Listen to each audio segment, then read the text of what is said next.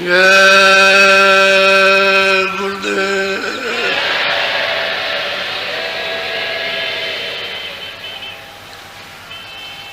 जय गुरुदेव नाम किसका, जय गुरुदेव नाम किसका, जय गुरुदेव नाम किसका।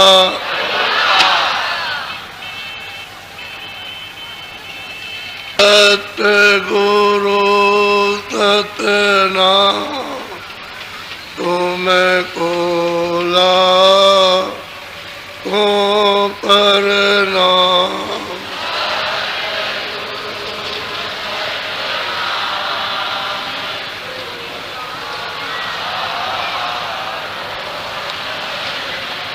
सतगुरु सतनाम तुमको कोटिन सूरज चांद सितारे,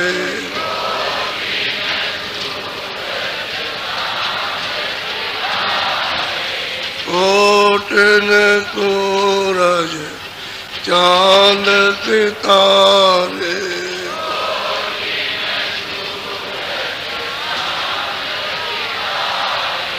रोम रोम में करे उजारे,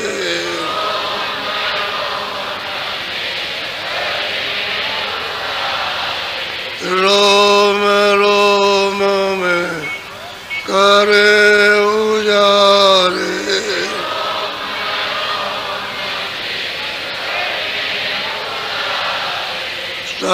सतपुरुष करता तुमको लाखों प्रणाम।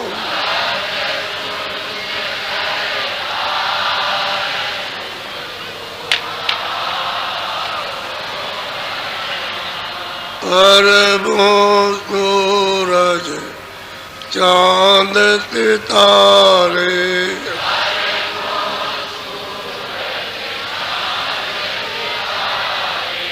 अरबों सूरज चांद सितारे,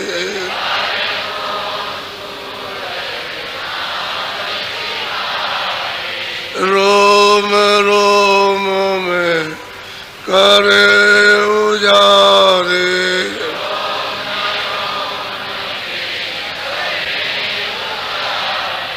रोम रोम में करे उजारे।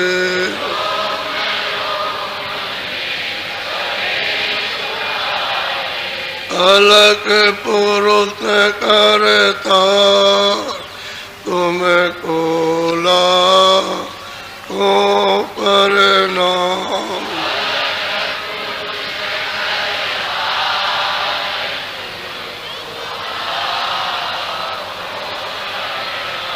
खरबों सूरज चांद सितारे,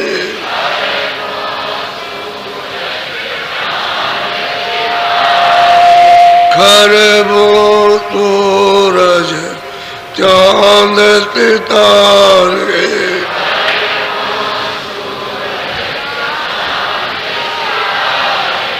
रोम रोम में करे उजारे,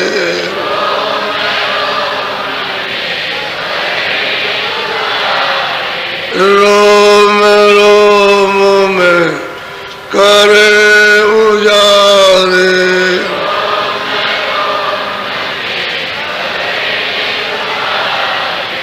अगम पुरुष करता तुमको लाखों प्रणाम।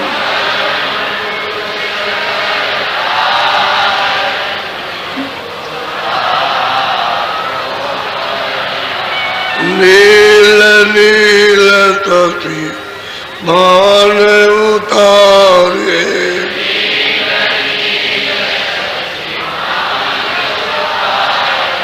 नील नील सती बान उतारे,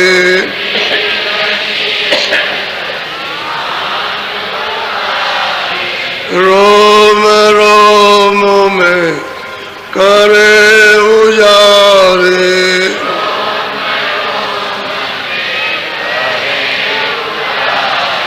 रोम रोम में करे उजारे,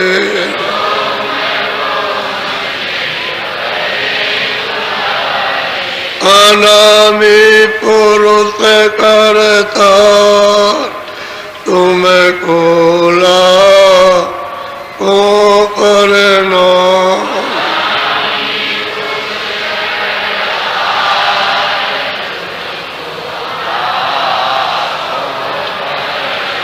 अनामी पुरुष करता तुम्हें कोला को करना,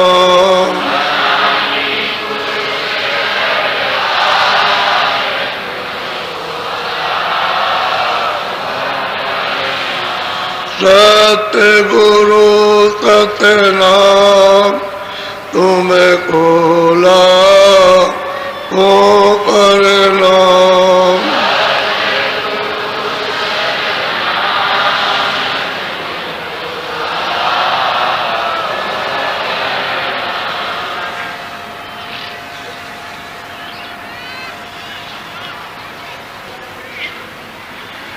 ये प्रार्थना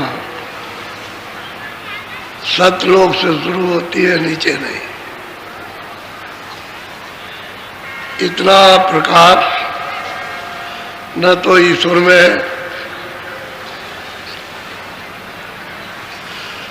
जो सहजल कमल में बैठे हैं उनमें कुछ नहीं,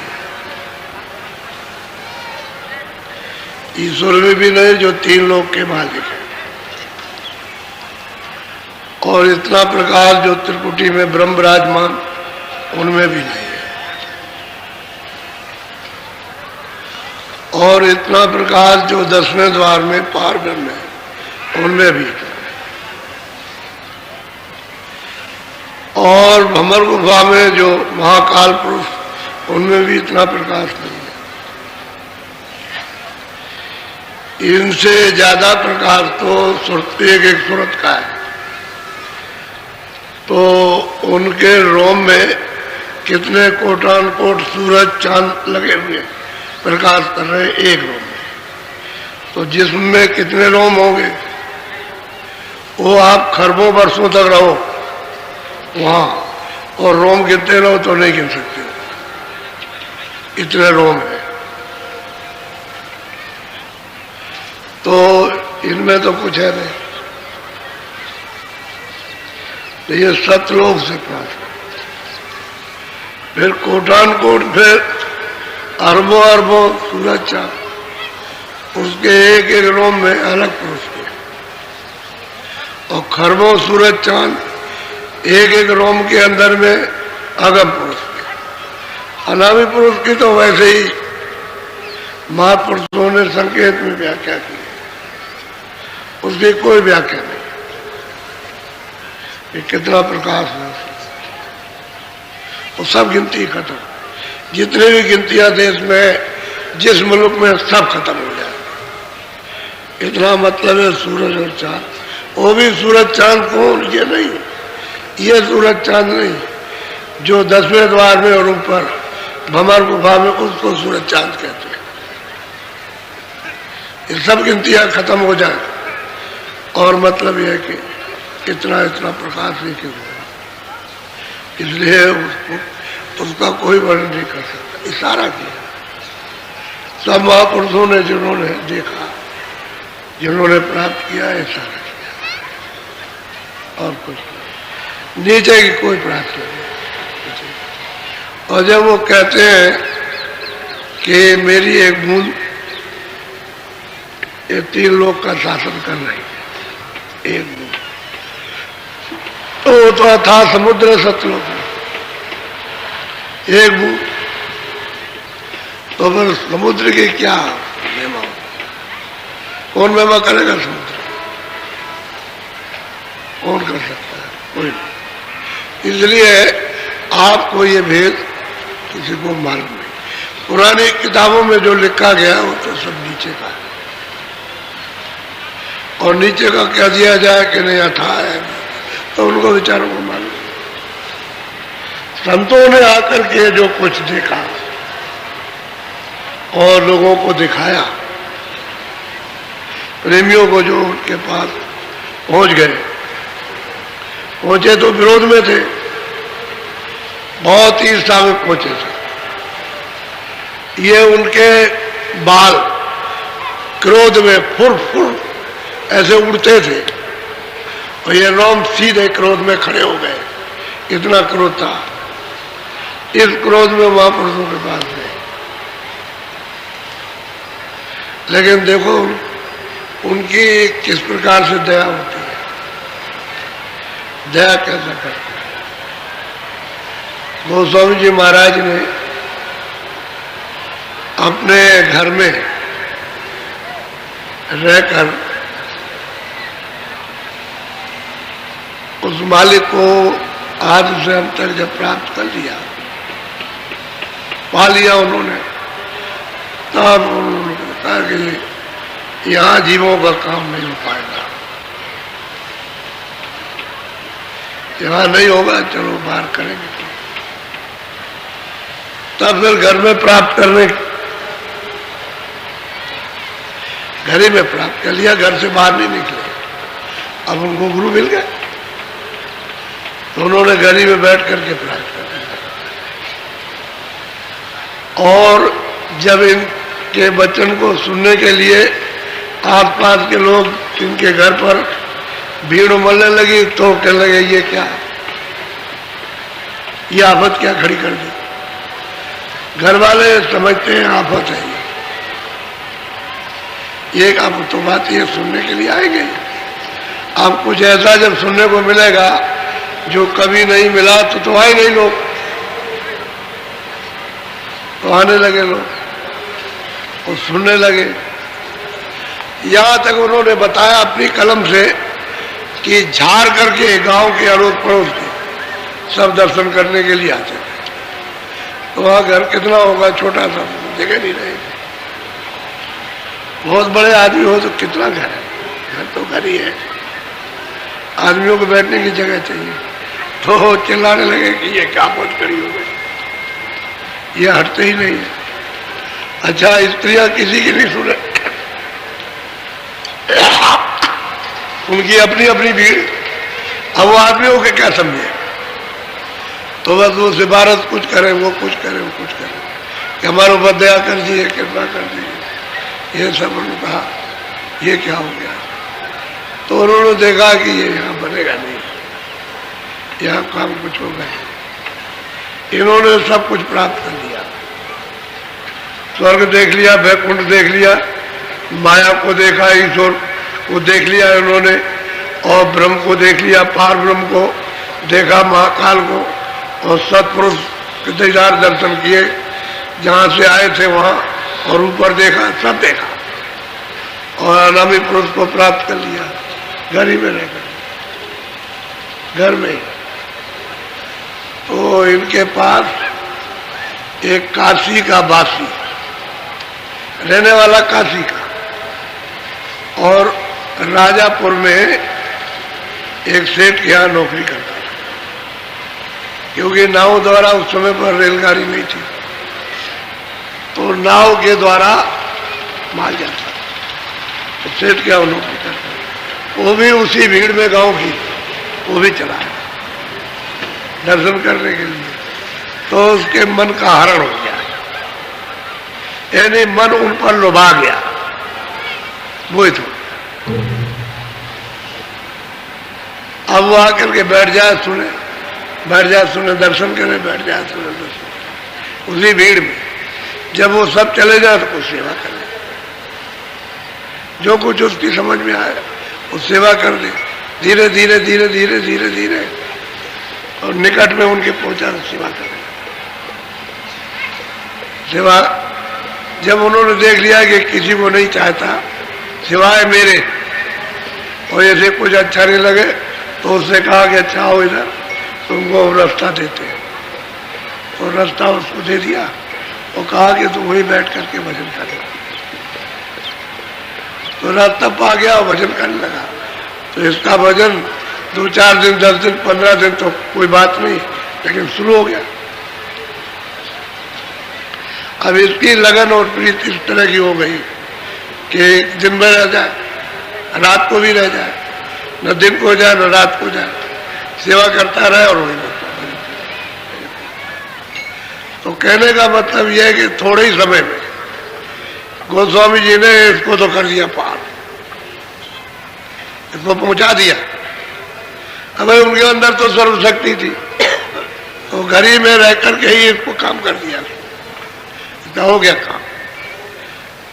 तब उन्होंने एक दिन पूछा कि भाई तुम्हारा कोई घर कहीं है? कह लगा हमारा घर काशी में। तो कब से नहीं गए? कि हम तो बहुत दिन हो गए, बस इतना ही चुपचाप छोड़ दिया और कुछ नहीं कहा। तो एक दिन आया, बोला, कहने लगा कि महाराज आपकी आज्ञा आदेश हो तो मैं काशी चला जाऊं, क्योंकि आपने किसी अच्छे के लिए आपने पूछा, तो आपका आदेश हो, आज्ञा हो तो चले जाओ। तो और कहा जाओ। वो तो चला गया काशी। जब उन्होंने समझ लिया कि काशी चला पहुंच गया होगा, अपना नाव से पहुंचाओ, पैदल पहुंचाओ, घोड़े से, या मतलब यह है कि और किसी सवारी से पहुंच गया होगा, तब इन्होंने रात को अपना जो कुछ पहले थे डोल डम्बर उठाया, लुटा लिया और चल दिए सीधे काशी की तरफ। उस समय पर ये इस तरह की सड़कें कुछ थी नहीं, पगडंडी रास्ते थे, कच्चे रास्ते थे, दगड़े ऐसे। तो चल दिया अपना, धीरे धीरे अपना चलते गए। जब काशी में पहुंचे तो इन्होंने पूछा खड़े होकर के एक आदमी से, क्या लगा रे भाई इस नाम का कोई आदमी इस मोहल्ले में रहता है? तो उसने जब इनको देखा तो नाचने लगा। अरे कह लगे महाराज आप मिल गए, आप ही का तो वो वर्णन करता था और कोई बात नहीं करना, सिवाय आप ही की बात करना, आप जरा सा बैठ जाइए। तो दौड़ करके गया, उसको ले आया। अरे भाई तुम जिस गुरु की बातचीत करते तो आ गए। अरे वो कैसे आ गए? क्योंकि ये तो नहीं कहा था कि मैं आ रहा हूं। तो दौड़ करके आया तो देखा हृदय चरणों पर गिर पड़ा, उनको ले गया, जहां भी रखा वहां रखा, और फिर उसकी तैयारी उसने की कि किस स्थान पर इनकी कुटी बनाई जाए। तो फिर कुटी का इंतजाम किया उसने, कुटी बनाई, फिर वहां कुटी रखी, फिर इनको ले गया, उसमें रखा। उस समय गोस्वामी जी महाराज की उम्र जो है 25 साल की थी, 25वां साल था।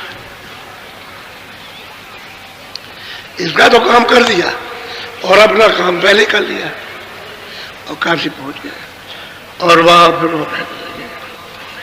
उस जगह पर फिर उन्होंने उपदेश शुरू किया।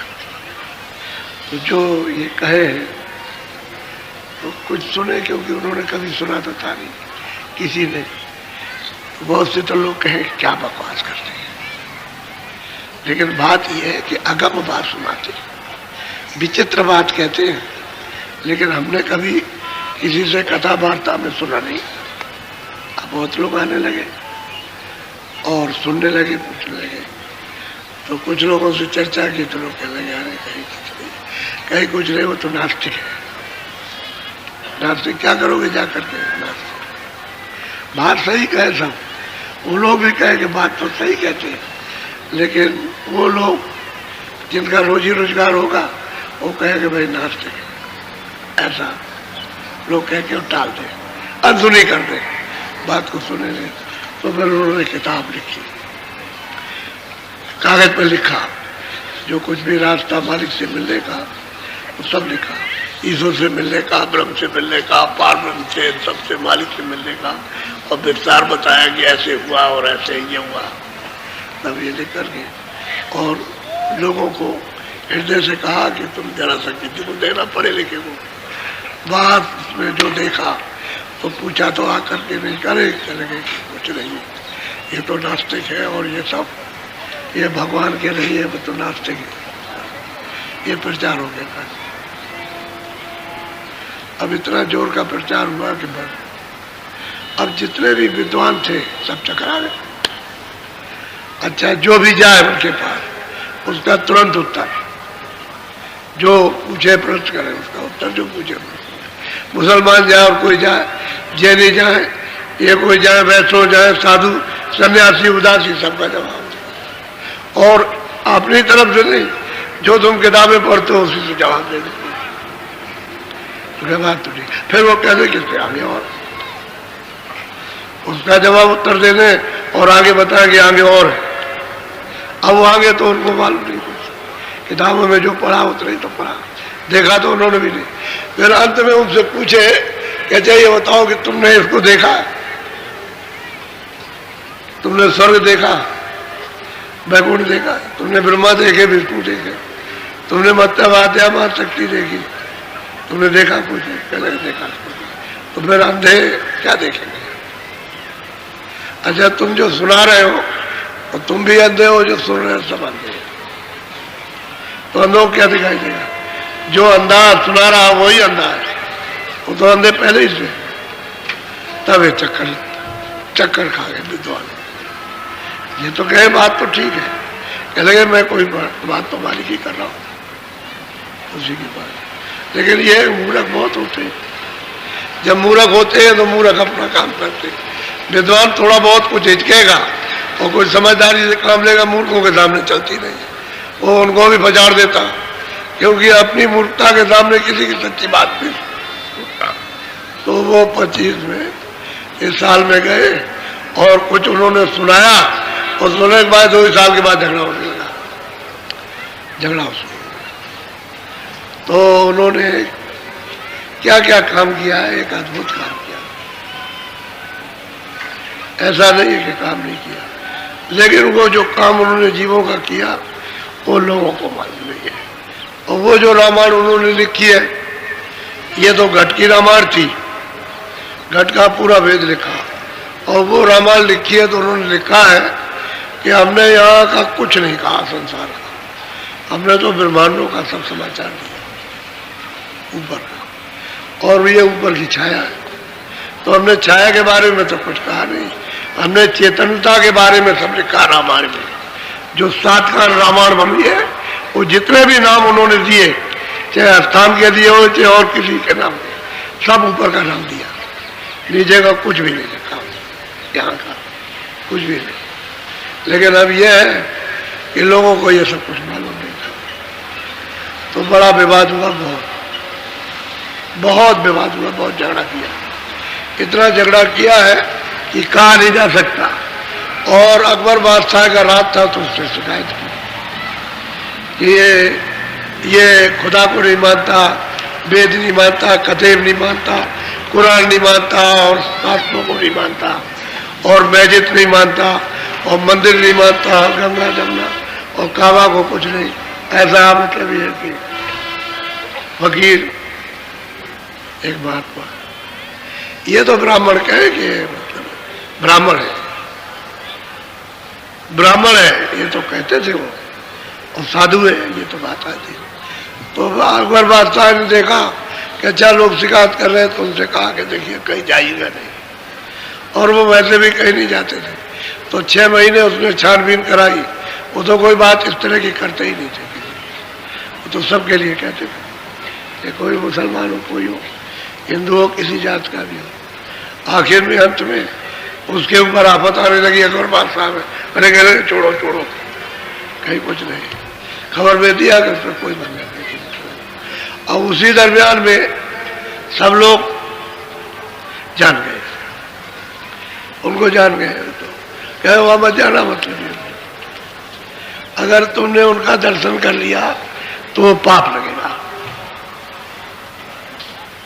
यहाँ तक लोग वर्जन कर लेंगे, मना कर लेंगे, उधर मत जाओ, उनकी कुटी में मत जाना। तो बताइए ये दशा हुई। अच्छा अब ये बताइए किसके साथ नहीं हुआ? मीरा के साथ, जिसने मालिक को पुराया उसके साथ। कबीर के साथ में हुई, रैदास जी के साथ काशी से निकाल दिया गया, काशी से तो कबीर भी निकाल दिए, पलटू साहब के साथ में हुआ, गोविंद साहब, भीखा साहब, जितने महात्माएं सबके साथ आफत हुई। और उन महात्माओं को जो पूरे संत थे सबने नास्तिक कहा, किसी ने ये कहा कि ये आस्तिक है, तब नास्तिक। और जो मालिक को पाता है उसको आप नास्तिक कहते हो, जो नास्तिक जो नहीं देखता उसको आस्तिक कहते हैं। तो बताओ कितनी उल्टी दुनिया। भेड़ चाल नहीं है, ये भेड़ी चाल है। ये एक बार नीचे गर्दन करके गई तो कुएं में गिर गई, सब गिरती जा रही थी। यही भेड़ चाल है इसी को।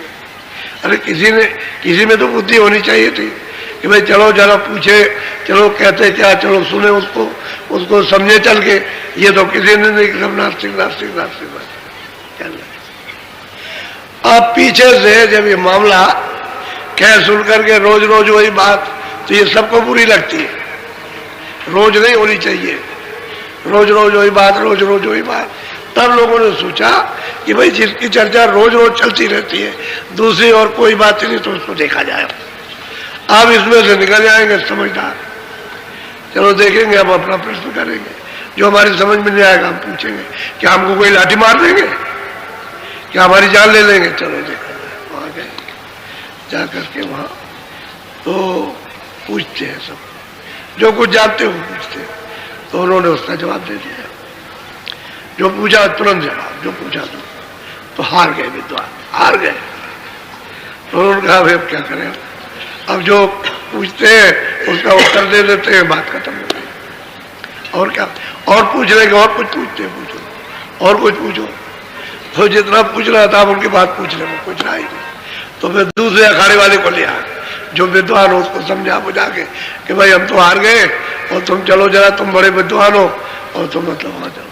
तो सब पंथ के लोगों को ले आए और सबका उन पंथों के मुताबिक सबका उत्तर, पहले वो कि जिसको तुम मानते हो उसका उत्तर ले लो, और उसके बाद फिर आगे। तो वो भी हार गए बेचारे। तो जो हारते जाओ लगते जाओ, वो लग गए। उनके बाद बैठने लगे और बैठ करके खूब समझने लगे और रास्ता ले लिया, भजन करने लगे। अब वो लोग कहने लगे, ये जो विद्वान थे अंगवाकार, ये बैठ गए और ये भजन करने लगे, रोज आते और जाते, ये भी नास्तिक हो गया। वो अंगवाकारों को भी नास्तिक कहने लगे, ये भी नास्तिक, इसकी बुद्धि भ्रष्ट हो गई। असल में बात यह है कि महात्माओं को सबने कहा, कोई बचा अच्छा नहीं है। तब नानक जी को परेशान किया, जितने भी आए, लेकिन ये है वो तो मतलब है जीवों पर दया ही करते हैं, इस जाल से निकालते ही है। उनके पास और तो कोई सामान ही दया करने का, दया करने का सामान है, कोई उनको सजा देने का तो है नहीं। तो जीवों को, क्योंकि वो तो सब एक ही घर से आए, तो जो दया का सागर जो दया लेकर के आया, वो तो यहाँ को जुल्म उनके साथ करेगा नहीं, तो दया ही करते गए। अब जीव बेचारे अब फंस गया करके तो भटक गया। वही समझा रहे कि तुम यहाँ भटक गए हो, तुमको मतलब यह है कि वहां से आए और ये मांग करके ले आए, तुम यहाँ पर भटक गए, रास्ता रुक गया तुम्हारा। अब वो कहते हैं चलो हम तुम्हारा रास्ता खोल दें, चलो मालिक के पास जहाँ से आए। तो चीज ये है। तो सबसे पीछे प्रियलाल, ये पीछे थे। तो ये जब सुना इन्होंने तो कह लगे हमारा पंथ तो बहुत ऊंचा है, हमारे पंथ के बराबर कोई पंथ नहीं। तो ये गए, इन्होंने पूछा बात, लेकिन साधु भाव था, श्रद्धा थी, कोई झगड़ा करने के लिए नहीं गए थे पूछने। तो वहां जब उन्होंने सब बताया, इनके पूरा पंथ का बताया, तो ये सब साधु भाव में तो थे। तो जब चुप हो गए, बोलना बंद कर दिया और सुनने लगे, और रोज आए। तो इन्होंने भी अर्ज की कि हमको भी रास्ता बता दिया, आज तो रास्ता बता दिया और अपना साधन भजन करने लगा। तो जो जो प्राप्त होने लगा वो सबने वर्णन किया। ये बड़े बड़े धुरंधर विद्वान काशी के, उनको प्राप्त होने लगा, उन्होंने वर्णन किया। स्त्रियों को प्राप्त होने लगा, स्त्रियों ने वर्णन किया, सब बताया। मुसलमान आए, उन्होंने वो जब लग गए उनको बताया तो उन्होंने जो प्राप्त किया वो वर्णन किया। तरफ से तो एकदम से भागते हैं कि यहाँ से कहीं मिल जाए, वहां से।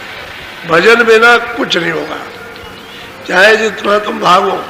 काल के देश में सिवाय आपत्ति के और विपत्ति के, परेशानी के, दुखों के, पीड़ा के, लड़ाई के, झगड़े के, छल के, कपट के और स्वार्थ के सिवाय और यहाँ कुछ है ही नहीं है। यहाँ तुमको चैन मिल ही नहीं सकता, कभी नहीं मिले। भजन से तुमको चैन मिलेगा। तो भजन आपने छोड़ दिया भजन, करते ही नहीं भजन। तो थोड़ा सा जरा सुन लीजिए गोस्वामी जी महाराज का। महाराज जो राजापुर में पैदा हुए थे, अरे वो गोस्वामी जी महाराज जिन्होंने सातकार रामायण बनाई, मैं दूसरे की बात नहीं करता हूँ। वही गोस्वामी जी है जो संवत 1589 में पैदा हुए थे और 1680 में जिन्होंने वहाँ काशी में वरुण नदी के किनारे संवत 1680 और नदी वरुण के तीर सावन शुक्ला सप्तमी और तुलसी तजो शरीर, ये उन्हीं की बात कर रहा हूँ। मैं दूसरे तीसरे की नहीं बात करता हूँ।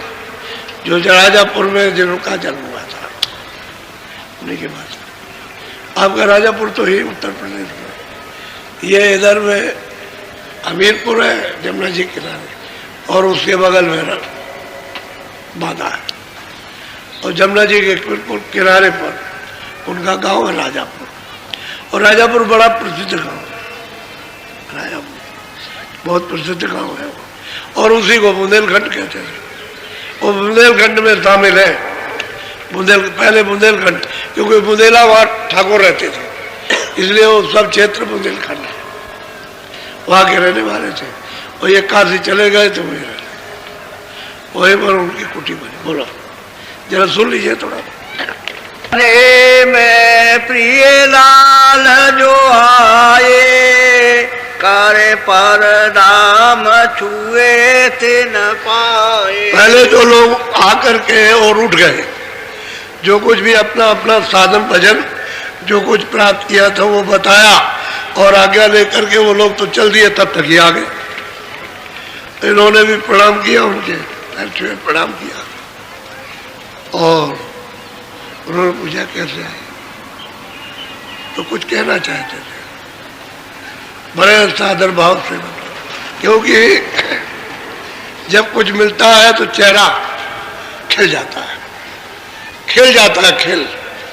जब कुछ मिलता है तो गोस्वामी जी ने उससे कहा हृदय से, देख हृदय प्रियलाल की शकल देख, इसकी शकल देख, देख इसको मिल गया ना, देख कितना खुश है, चेहरा देख खिल गया इसका, चेहरे पर रौनक आ गई, खिल गया, यानी मस्त हो गया। जब चीज मिलती है तो मस्त होता है। बोलो इतने उनके बाद तुरंत फिर वो आ गए प्रियलाल और कुछ सुनाना चाहते हैं। गोस्वामी जी महाराज को कुछ सुनाना चाहते। बोलो। प्रियलाल यश वचन उचारा, स्वामी से कहियो कछु सार। और उन्होंने कहा कि स्वामी मैं कुछ सार जो कुछ प्राप्त किया है आपकी यदि अनुकूल कृपा से दया से, वो कुछ सार वर्णन करूंगा, वो हमको कैसे कैसे मिला है वो बताना चाहिए। बोलो। जो कछु कृपा सिंध अनुकूला, सो विधि निरख बताऊं। कहते हैं कि जैसे जैसे आपकी अनुकूल मुझ पर कृपा और दया हुई है वो मैं बताना चाहता हूँ कि आपने मेरे ऊपर में दया इस गरीब पर, इस दिन पर आपने जो दया की है और जो कुछ आपने दिया है, आपकी बगैर दया के कुछ नहीं मिल सकता। और उसको जरा से सुन लीजिए। बोलो। प्रिय लाल भाके रस बाते, कालेंद्री नित सुरति समा। कहते प्रिय लाल, कहते उस रस में डूब गए। यानी इसमें रस में डूब गए, इतना उनको आनंद आने लगा। तो कहते हैं कि मैं आंख बंद करता हूं तो कालिंद्री, यानी नीलगिर पर्वत, कहते हैं वहां देखता हूं चरण कमल, उस पर खिले हुए हैं, खिले चरण। जब तक नीलगिर पर्वत नहीं मिलेगा, नीलगिर पर चरण कमल नहीं मिलेंगे, तो आगे साधक अपनी दिव्य आंख से, ज्ञान चक्षु से, तीसरी आंख से देख नहीं सकता। तो मैं वो वर्णन नहीं कर रहा हूं जो तुम सोच रहे होगे कि मैं द्वापर की कोई बात कह रहा हूं। अभी संवत है 1589 में जन्म हुआ था और 25 साल के बाद ये उनको बता रहे हैं काशी में बैठ करके। अभी कितने दिन ही कितने हुए, अभी कोई ज्यादा समय नहीं हुआ। तो इसी कलयुग की बात है, कलयुग का वर्णन कर रहे हैं कि मैं जो अपनी आंख पे देखता हूं कि वो नीला आकाश है, उसमें वो खिले हुए, खिले हुए, और उसमें से रस गिर रहा है। रस कहते हैं अमृत गिर रहा, कहते हैं मैं उसमें से पी गया, इतना पिया कि छक गया। तभी तो कह रहे थे अरे हृदय देख, चेहरे को देख, चेहरे को देखे कुछ पा गया। उन्होंने कहा कि देख ले पा गया, कितना मस्त हो गया है, पा गया कुछ। बोलो कालंद्री पर नित नित जाई, पुण्य ते पार पार होई राज। कहते हैं कि मैं उस पर अपना रोज जाता था, रोज दर्शन करता था, नित्य प्रति, हर रोज, दर रोज। कहते वहां मैंने अपनी बैठक बना ली थी, जब चाहे जब उस पर चले जाए, और फिर वहां बैठ करके देखता हूं उधर, तो उधर अंधेरा तो है नहीं, उजाला है, प्रकाश है, लाइट है। जैसे सूरज निकल जाए तो लाइट में सामने सब दिखाई देगा, ऐसे ही वहां लाइट है, उजाला नहीं है। तो कहते हैं नित्य नित्य उस पर जाता हूं, रोज वहां बैठक बनाए, रोज देखता हूं, और उसमें से रस गिर रहा उसको रोज पीता हूं। उसमें भी क्या, यानी वो शब्द भीगने का है कि बिल्कुल जैसे कि एकदम तर हो गया उस। बोलो 9 लाख कमल ने रखी पुण्य भागे। अब वो प्रियलाल कहते हैं कि वहां बैठ के मैं क्या देखता हूं कि 9 लाख कमल है, यानी सहदल कमल, 9 लाख कमल है। तो प्रियलाल वहां से बैठ करके देखते हैं, वो देखते हैं उसको, ये 9 लाख कमल, उसको देखा उन्होंने, इसी पर वो स्थापित है। 3 लोक के मालिक, मुसलमान इनको खुदा कहते हैं, और ईसाई इनको गाड कहते हैं, हिंदू इनको परमात्मा कहते हैं, नाम इनका निरंजन है। और ये सहजल कमल पर बैठे हुए विराजमान, इनकी बैठक यही रहती। और 3 लोक के मालिक हैं, तो इनके जो चारों तरफ सूक्ष्म लोग, उसके नीचे जो है वो जैसे स्वर्ग में कुंड, वो लिंग लोक, और उसके नीचे ये है मृत लोक, इसको पिंड लोक कहते हैं, और ऊपर वाले को अंड लोक, और उसके ऊपर में सूक्ष्म लोक, ये 3 लोक के मालिक हैं। इनका स्थान सहजल कमल में। तो कहते हैं कि जब मैं वहां नीलगिर वो पर्वत पर कमल पर गया, बैठा चरण कमलों में, और खूब पिया, सराबोर हो गया, तो आगे खिसक के देखता हूँ, यानी खिसकने का मतलब आगे चल करके देखता हूँ कि 9 लाख कमल, उस पर ये विराजमान बैठे। यानी इनका भी ऐसा नहीं, महल है इनका, बहुत सुंदर इनका महल।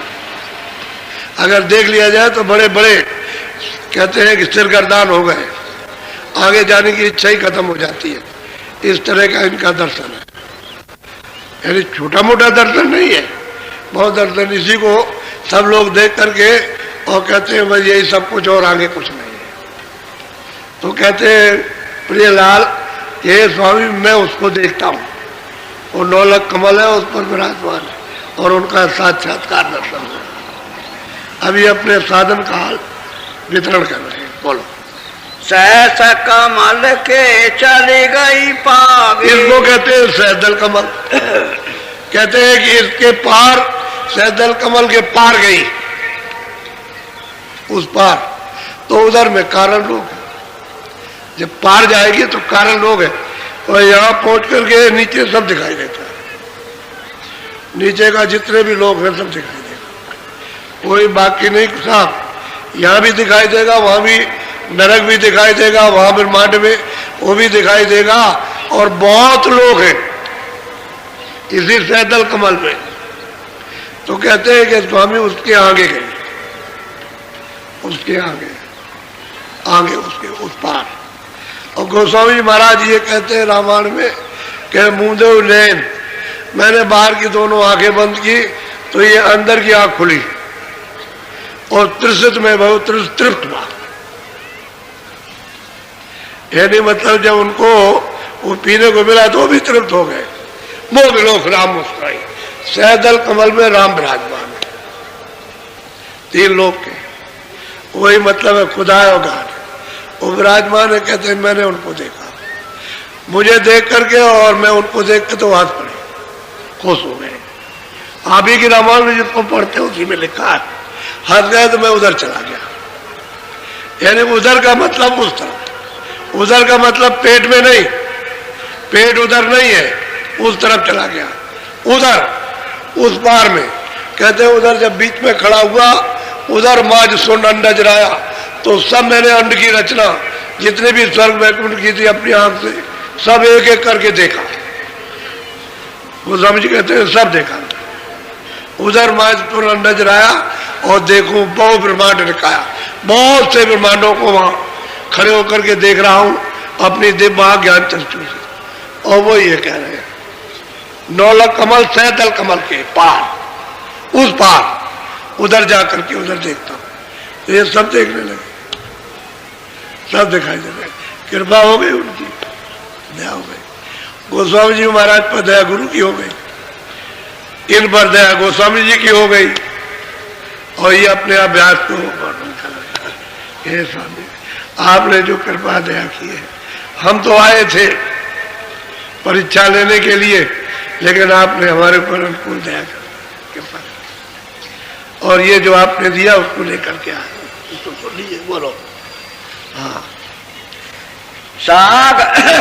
सागर खिर की समुद्र माही, द्वार पैठी के सूरत। कहते हैं कि सैदल कमल के पार, कहते हैं कि समुद्र ये तीन भवसागर इसको कहते हैं कि इसकी एक खिड़की है पार जाने की, ये भवसागर, ये पिंडलोक, अंडलोक, और ऊपर में सूक्ष्म लोक और ब्रह्मांड लोक, ये सब के सब भवसागर, इसमें वापस आ जाएंगे।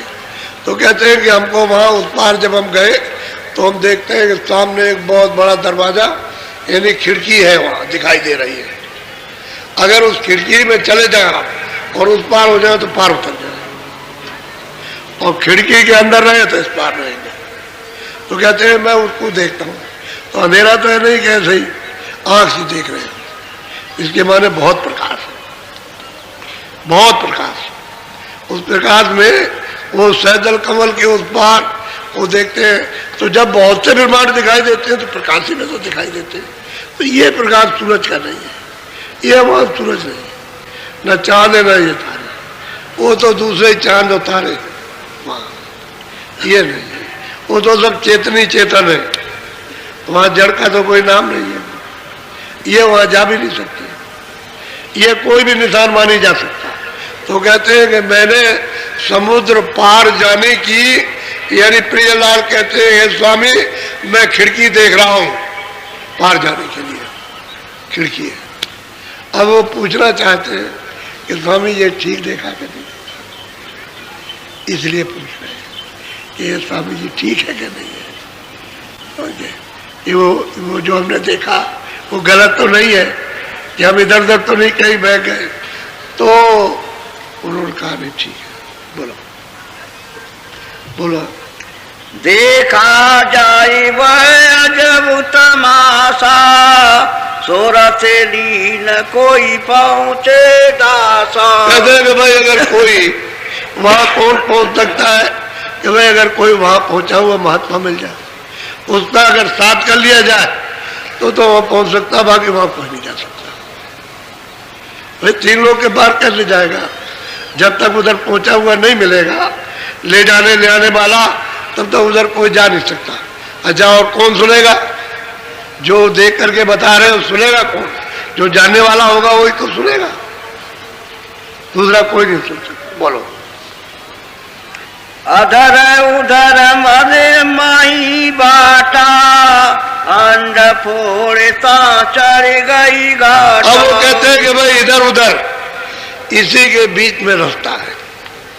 वो तो खाने की धार है कि सुरग को अगर साध लिया, दृष्टि को अगर साध लिया और इधर उधर किसी दृष्टि में बहकी नहीं और सीधी मतलब है सद गई, सीधा निशाना लगाया, क्योंकि बड़े चित्र हैं, बड़ी भारी अद्भुत रचना। तो मान लीजिए